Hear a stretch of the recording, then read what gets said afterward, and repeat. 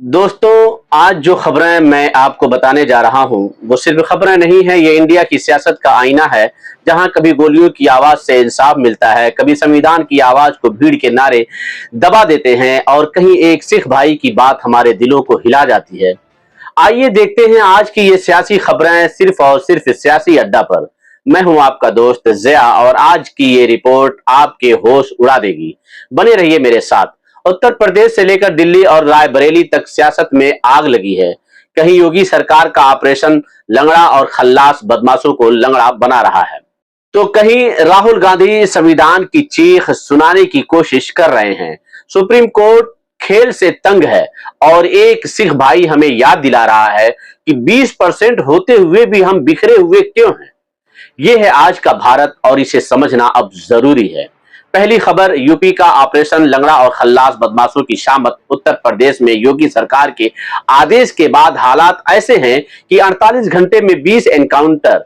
जी हां, आपने सही सुना, 20 मुठभेड़ें, दर्जनों घायल और कई खल्लास कर दिए गए। अब यूपी में नया नारा चल पड़ा है, कानून नहीं मानेगा तो गोली मानेगी।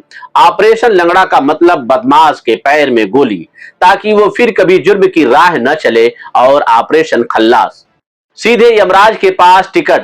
पुलिस मेरठ से लेकर मुजफ्फरनगर तक धरपकड़ में लगी है। मुख्यमंत्री योगी आदित्यनाथ का संदेश साफ है कि अपराध की सजा सिर्फ और सिर्फ एनकाउंटर है। लेकिन सवाल यह है कि क्या गोली से डर मिटता है या नए डर पैदा होते हैं? क्या इस ऑपरेशन में वो बेगुनाह न फंस जाएं जिसकी गलती सिर्फ गरीबी है? कानून का राज चाहिए, न कि बंदूक का राज। दूसरी खबर, रायबरेली, राहुल गांधी का सख्त बयान। उन्होंने कहा कि रायबरेली में दलित युवक हरिओम वाल्मीकि की पीट पीट कर हत्या कर दी गई। राहुल गांधी ने कहा, यह सिर्फ एक इंसान की नहीं, इंसानियत, संविधान और न्याय की हत्या है। उन्होंने आगे कहा कि आज भारत में दलित, आदिवासी, मुसलमान, पिछड़े, हर वो इंसान निशाने पर हैं जिसकी आवाज कमजोर है।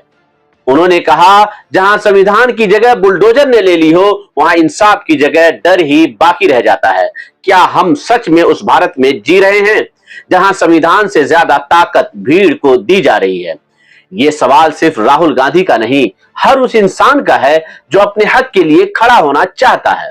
तीसरी खबर, सुप्रीम कोर्ट का बयान, अब खेल में खेल नहीं, सिर्फ बिजनेस। दोस्तों, सुप्रीम कोर्ट ने भी अपना दर्द जाहिर कर दिया। कहा, अब क्रिकेट में खेल जैसा कुछ नहीं रहा, ये सिर्फ बिजनेस है।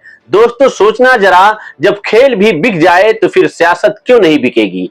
जहां मैदान में बल्ला बिकता है, वहीं संसद में बयान बिकते हैं। सवाल ये नहीं कि खेल में क्या हो रहा है, सवाल ये है कि भारत में अब कुछ भी मुफ्त नहीं बचा, न खेल, न इंसाफ, न जमीर। चौथी खबर, सिख भाई की बात ऐसी कि जो दिल हिला देगी, दिल हिला देने वाली सोच। हमने पंजाब के अंदर अपना, आप लोग सीएम बना सकते हो शौकत अली को, यूपी के अंदर है हिम्मत आप लोगों के अंदर? प्रधानमंत्री बना सकते हो बैरिस्टर असदुद्दीन ओवैसी को, है हिम्मत आपके अंदर? हम 2% के अंदर इतनी हिम्मत है, हम एक पगड़ी के ऊपर इतनी हिम्मत रखते हैं, आपके ऊपर भी टोपी है सर के ऊपर। हम 2% होके अगर प्रधानमंत्री बना सकते हैं, अपना सीएम बना सकते हैं, आप 20% होके क्यों नहीं बनाते हो? आप मुताहिद क्यों नहीं होते हो? आप एक क्यों नहीं होते हो? आप कब तक आप ऐसे लड़ते रहोगे? शिया सुन्नी, देवबंदी, बरेलवी और ये और वो और तमाम चीजें कब तक? आज एक हैदराबाद से बैरिस्टर असदुद्दीन ओवैसी आप लोगों के बीच में चल के आ रहा है, इतनी दूर से आप लोगों को एक करने के लिए चल के आ रहा है। वो आपसे हाथ जोड़ जोड़ के भीख मांग रहा है कि आप एक हो जाओ, आप एक हो जाओ, आप एक हो जाओ, आप एक हो जाओ, एक हो जाओ और अपनी आने वाली नस्लों को बचा लो। आज मैं आपको बोल के जा रहा हूं। दोस्तों, एक सिख भाई ने कहा कि हम 2% होकर भी पीएम सीएम बना सकते हैं, तो तुम 20% होकर क्यों नहीं? क्या झकझोर देने वाला सवाल है?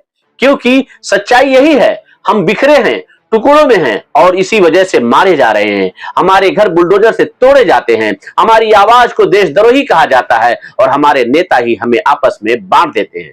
आज वक्त है कि हम समझें, हमारे असली दुश्मन वो नहीं जो सामने है, बल्कि वो है जो हमारे बीच में बैठे हैं, जो हमारे वोटों को तोड़कर अपनी कुर्सी बनाते हैं। अगर हम एकजुट हो जाएं तो कोई ताकत हमें मिटा नहीं सकती।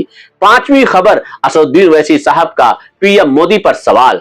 दोस्तों, ऑल इंडिया मजलिस इत्तेहादुल मुस्लिमीन पार्टी के राष्ट्रीय अध्यक्ष असदुद्दीन ओवैसी साहब ने एक सीधा सवाल पूछा, क्या किसी आरएसएस सदस्य ने भारत की आजादी की लड़ाई में हिस्सा लिया?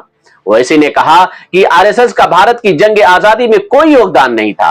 फिर भी आज वो खुद को सबसे बड़ा देशभक्त बताती है। उनकी आवाज में तल्खी थी लेकिन हकीकत भी थी, क्योंकि जो लोग आज इतिहास के झंडा बरदार बने घूम रहे हैं वो कल इतिहास के गवाह भी नहीं थे। ओवैसी साहब का सवाल केवल मोदी से नहीं बल्कि हर उस इंसान से है जो इतिहास को अपनी सहूलियत से तौलता है।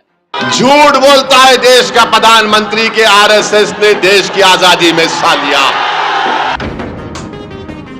पूरा देश बोल रहा अंग्रेज छोड़ो, श्यामा प्रसाद मुखर्जी बोल रहे नहीं अंग्रेज रहो। जब हमने तिरंगा दिया तो आरएसएस की किताब ऑर्गेनाइजर ने लिखा कि हम 3 रंग को मनहूस मानते हैं। बताओ मोदी जी कितने बातें करूं मैं आपकी तंजीम के बारे में।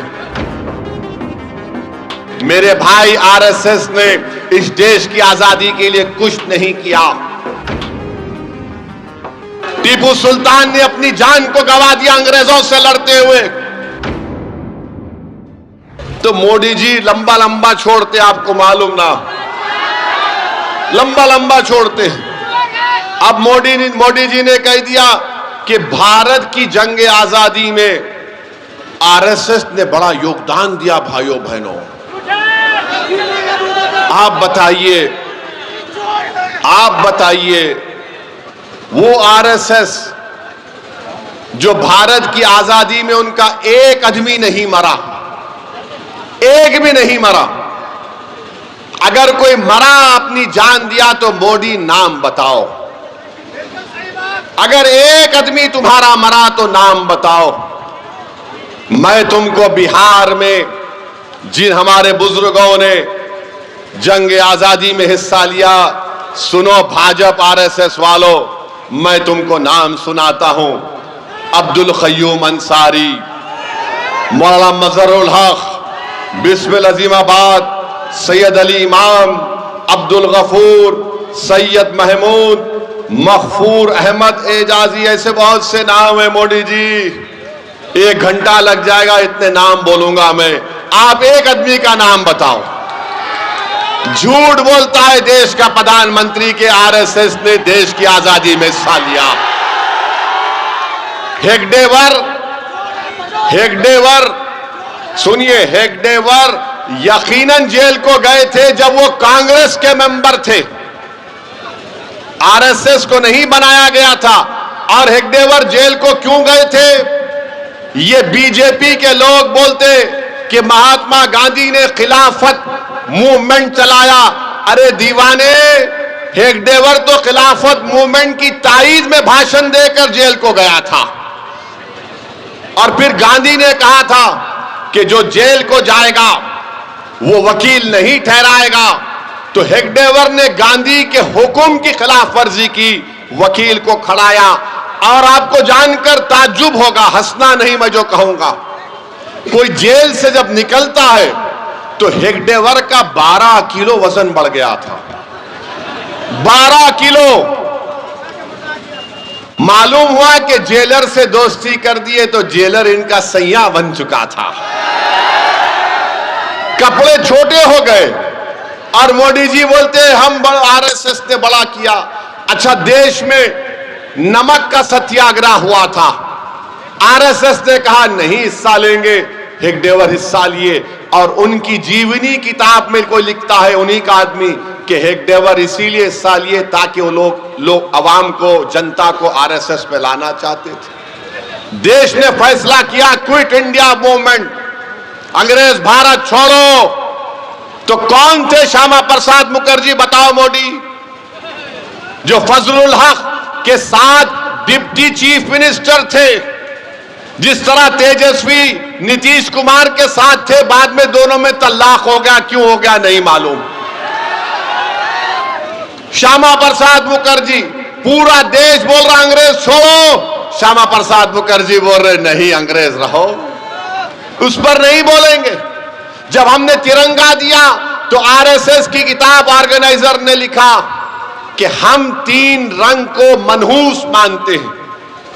ये ऑर्गेनाइजर मैगजीन ने लिखा कि भारत का तिरंगे में 3 रंग मनहूस होता है।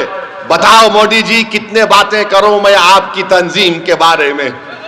मगर आरएसएस की तारीफ में मोदी जी बोलते हैं, मेरे भाई आरएसएस ने इस देश की आजादी के लिए कुछ नहीं किया, अंग्रेजों से मिलकर काम किया और ये तारीख गवाह है। मगर आज आकर नेशनलिज्म का हमको बताते हैं, हुब्बुल वतनी का दर्स बीजेपी आरएसएस हमको बताती है। अरे ये देश से हमको इतनी मोहब्बत थी और है और रहेगी कि हमारे बुजुर्ग जिनको गिरफ्तार किया गया था मौजूदा सऊदी अरेबिया से माल्टा की जेल को लेकर गए थे, माल्टा की जेल को लेकर गए थे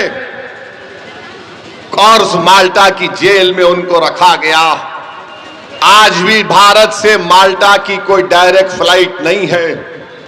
कौन थे हुसैन अहमद मदनी जो अपने शेख अपने उस्ताद के साथ उस माल्टा की जेल में खुले मैदान में उनको रख दिया जाता था। आज भी डायरेक्ट फ्लाइट नहीं है माल्टा से। उन्होंने वहां जेल में गुजारी, मसाइब गुजारे। अरे कौन ये लोग, तुम आज हमको उंगली उठाते हो? मौलाना अबुल कलाम आजाद ने क्या किया, जौहर बरादरान ने क्या किया? बताओ मेरे अजीज दोस्तों और बुजुर्गों, ये हमारे बुजुर्ग थे, हमारे अकाबरीन थे जिन्होंने इस देश को आजाद करवाया। आज उसी देश में आज बीजेपी हमसे कह रही है कि तुम आई लव मोहम्मद सल्लल्लाहु अलैहि वसल्लम का पोस्टर नहीं उठा सकते। टीपू सुल्तान ने अपनी जान को गंवा दिया अंग्रेजों से लड़ते हुए। ये जितने हमारे बुजुर्ग थे सब आशिक रसूल सल्लल्लाहु अलैहि वसल्लम थे, एक से एक बड़ा आशिक रसूल था। और आज हमको कह रहे हैं कि तुम आई लव मोहम्मद का पोस्टर नहीं उठा सकते। दोस्तों, सवाल ये नहीं कि कौन सही है कौन गलत, सवाल ये है कि कब तक हम चुप रहेंगे, कब तक हम डर और नफरत के नाम पर बढ़ते रहेंगे। अगर आप चाहते हैं कि इस देश में सच की आवाज दबे नहीं तो इसे उठाना होगा, बोलना होगा और सियासत को आईना दिखाना होगा। अगर आप चाहते हैं कि सियासी अड्डा जैसी आवाजें जिंदा रहें तो अभी इस वीडियो को शेयर करें, कमेंट में अपनी राय जरूर दें और सब्सक्राइब करें सियासी अड्डा, क्योंकि यही वो प्लेटफॉर्म है जो सच बोलता है, बेखौफ बोलता है। दोस्तों, आज की इन 5 खबरों ने एक बात साफ कर दी है कि हिंदुस्तान सिर्फ एक जमीन का टुकड़ा नहीं बल्कि एक जज्बा है जहां इंसाफ, बराबरी और भाईचारा ही असली ताकत है।